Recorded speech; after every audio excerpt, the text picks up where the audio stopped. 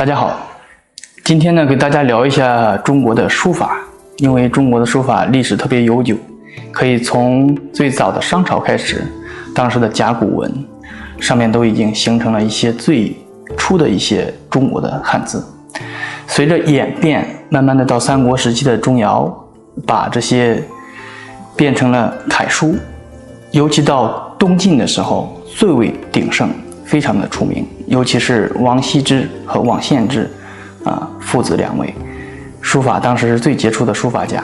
王羲之当时写的天下第一行书《兰亭序》，还有颜真卿的天下第二行书《祭侄文稿》。书法对人类来说有很多好处，比如说练习书法的过程也是培养自己一个专注的过程，也是培养自己一个观察力的过程，也是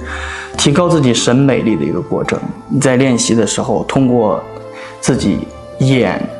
还有这个毛笔和纸，能够让自己的心快速的静下来，去投入了自己的写作。也可以再通过学习古人的一些碑帖，可以提升自己的观察能力，去观察他们的细节，由此呢是非常关键。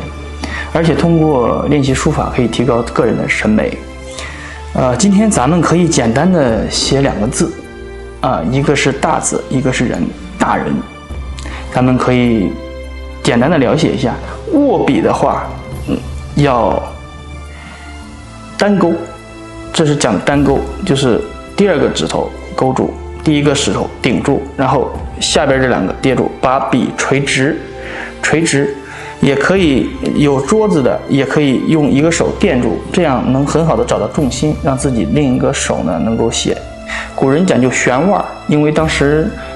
我们那个时候还没有那个桌子和凳子的时候，很多人书法家都是这样写字，所以说流传现在他们讲究要悬腕。但是现在也没有关系，可以从简单最基础的去开始练起，可以一个手叠于这个前方，形成一个立点，然后开始书写。咱们可以先写一个大字，注意这个笔墨不要太浓，这个墨呢可以加一点水，这样子。入笔要在这个方块内找到它的中心圆，不要把字写出方格之外，所以要控制好入笔，然后行笔，收笔，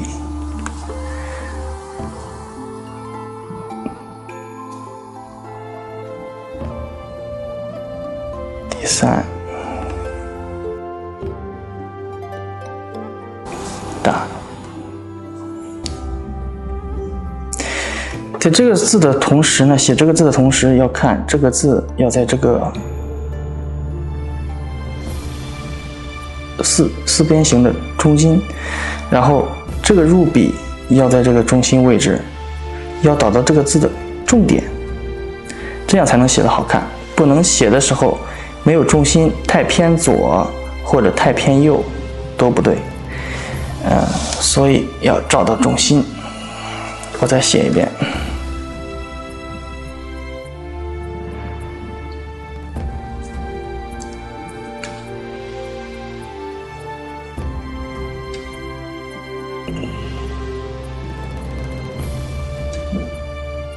大。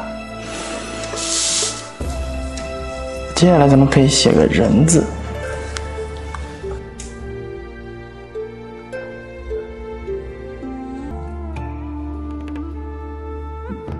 要注意它的虚实变化，慢慢的注意这个速度，缓缓的提笔，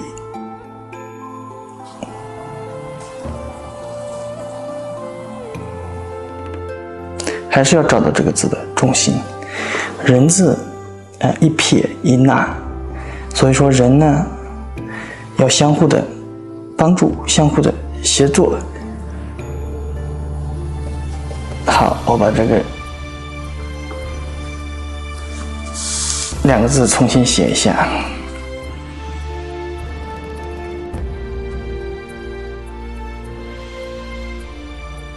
收笔，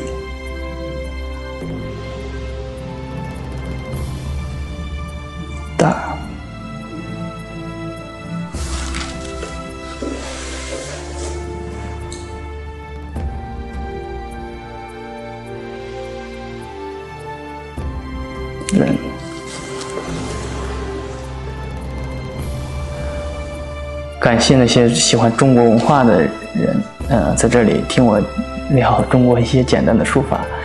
咱们有时间可以一起学习